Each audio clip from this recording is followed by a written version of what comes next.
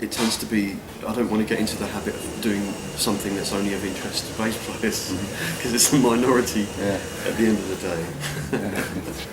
But no, I think I've become a bit of a reductionist, I think, in my thinking, because what I've found is the more I've recorded, especially with different people, the more I've found that I'll kind of do it, I want to say like the bare minimum, which isn't quite what I mean, but something that works really well in a lot of contexts is actually doing a lot less than you think. And I'll give you an example of that. Some years ago I was working with a friend of mine who makes dance records, and he always used to say to me, "Can you play a bit like Joel Wobble?" And I used to think, well, Joel Wobble's bass lines are all very similar. And then I looked at Joel Wobble's website and I realised he's played with loads of people. And I started to think about that, and I thought, well, obviously a lot of people want what he does. So I started to think, maybe I should try and encapsulate some of that. And actually what I really like about him is he can almost play with anybody. And some people will say he does a very, very similar thing with everybody, which is kind of true.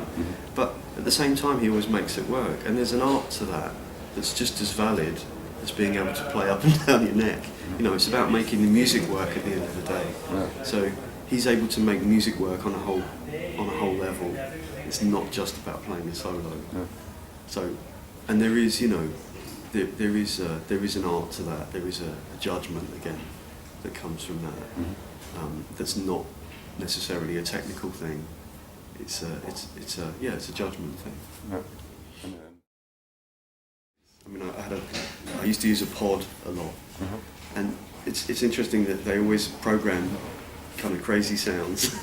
There's always a few patches at the end where they've just had fun, I think, you know, and there's like ridiculous things that you'd never use, massive echoes, but actually those are the ones that I get drawn to now. Try and do something with.